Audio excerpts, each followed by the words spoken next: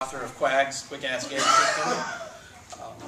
This is Jeffrey Johnson, no relation. He is one of our artists. If you need things drawn, you should talk to him and pay him some money because we don't pay him very well. This panel is about world building. A lot of people, when they hear world building, they think of, you draw the map and you figure out where the knights are and where the wizards are. That is, in fact, world building, but it doesn't have to be. Anytime you're running a game, you're building a world. Even if it's set in our world, you're still building things. So this panel usually devolves into talking about D&D because that's sort of the common language. It doesn't have to, so please feel free to bring up other things. But like an example of where you're building a world, I ran a game at Gen Con called the Summit Squadron Operation Exploding Cigar. And the premise was the Rat Pack were a wet works team for the U.S. government, and they'd been assigned to kill Fidel Castro. Set in the 60s, but there was still world building. One of my problems was that when the CIA was trying to kill Castro, Marilyn Monroe was dead, so I had to work out a way she could still be alive. She faked her death so that the Russians would stop trying to get her for the secret she knew about the Kennedy brothers. And of course, it's also a world where the Rat Pack are wet works agents. And so you have to come up with what's different in this world. Well, obviously in this world, Sammy Davis Jr. is not just a showman with his guns, he can kill a lot of things. So you're always, that's more character stuff. But you've always got to build things that are outside of the world, and characters, and who they're going to meet, and places they're going to go, unless you want to go research Cuba in 1960, which is more difficult than it sounds. Really kind of a pain in the ass. Not talking from experience, right? Yeah. Oh, yeah. Okay, yeah, there were Cubans, communism. Let's go. That's another thing, especially, these are fantasy games. No matter what specific genre you're playing, they don't have to match the real world. You work with what's working. A concept we throw around a lot is the concept of a ficton, which is a coin turned by Robert Heinlein, and it basically means a fictional world. Like Oz is a ficton, Narnia is a ficton, but also like the world where Die Hard takes place is a ficton.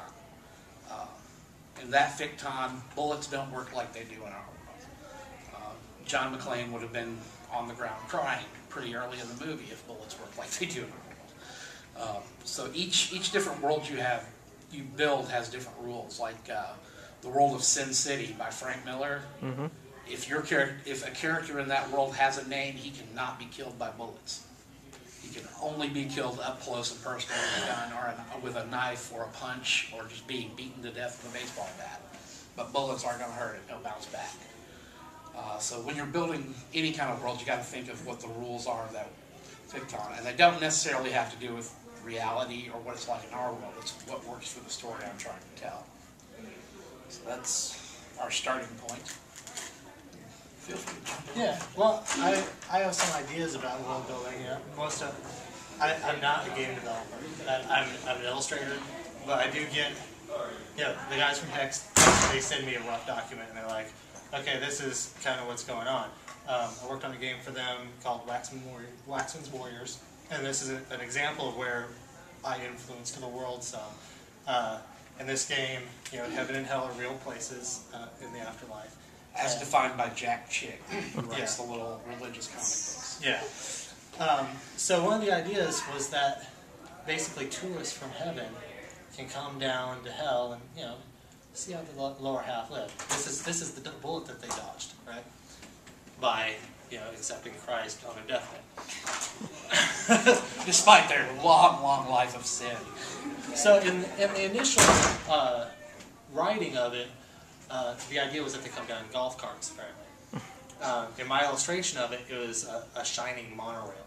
So you got all these fat cat angels from heaven ride around in this shining monorail over the lake of fire, over the the forest of burning pagans. Yeah, and like, oh, mommy, look, what's that man doing in the lake? Oh, he's burning for his eternal sins, honey. Don't look at him. And so that influenced the world of the game from my point of view, because Steve saw it and was like, oh, that wasn't my intention, but Yeah, I saw like, that's oh, a cool idea. there is a monorail in hell. What do you know? Yeah, so I can change that paragraph pretty easily. but you know, that's part of also what being a gamer in these games. You know, the world that the developer makes isn't necessarily set in stone, right? So as you're playing, you might say, okay, in heaven is this wonderful place. Also, the other illustration for this was the city of heaven, and I decided to do the tree of life. And I'm thinking about the kinds of people that would be there, and thinking about America, you know, and our parks and stuff. And it's like, oh, this is a really nice tree. I'm going to put paving stones around it, a little fence and a plaque. You know, that'll make it really nice. And so, you know, this is the kind of... Because the tree of life that God made needs a little improvement. Yeah. Christians for the beautification of heaven sign the petition. Yeah. So, you know, these are details of your world that help sell it to your players. And kind of what Jeff's talking about with other people being involved, the players being involved. A lot of gamers seem to have the idea, you know, most books tell you, you know, you're in charge of your character, the GM does everything else. A lot of GMs take that really to heart. This is my world, this is my story, you cannot affect it. And that's dumb, because, you know, if you want to tell your world with your story and occasionally my character gets to say something, why don't you just write a novel? And that'll save me a lot of time. So we always recommend that everyone be involved with the world building. It doesn't have to, and also it makes the GM's job a whole lot easier.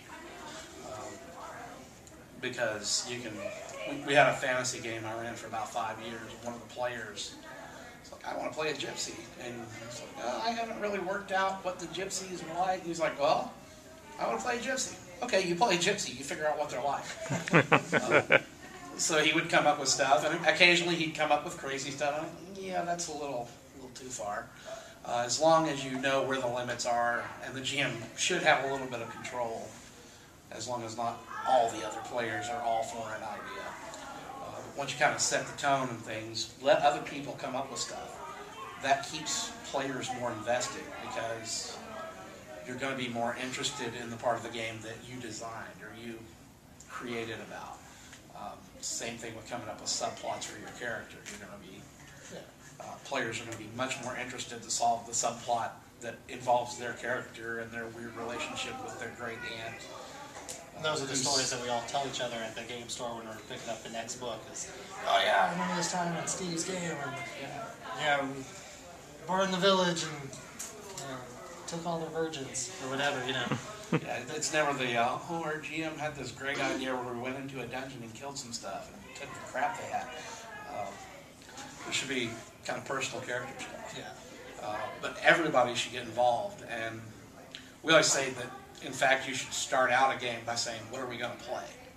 And let everybody be involved in what the game is, what the tone is, what the world is, what kind of characters. We've got a game called M-Force. It's out of print now, hopefully coming back into print in a year or two. It's a monster hunting game, but we tried to set it up so that you can do all kinds of different stuff. You can play the college team, the college monster hunter team who work out of college, or you can play like the rednecks who've got the pickup and shotguns and just go blast some stuff, or the scientific team, or you can play the Atlanta office who have the black helicopters and are heavily loaded with weapons. And we tried to make it so that there's enough range that each group can decide, okay, our office is going to be here and here's what it's like. We've kind of given some suggestions, like the Key West office is just party time. Every time they're done killing a monster, they have a big barbecue beach party. So we try to, with our games, give a little bit of range. Some are more specific. We've got things like Funkadelic Frankenstein on the mean streets of Monster Town, where you're playing Prometheus Jones usually, who's Shaft if you were a Frankenstein monster. So monster exploitation is the genre. laser ponies where you play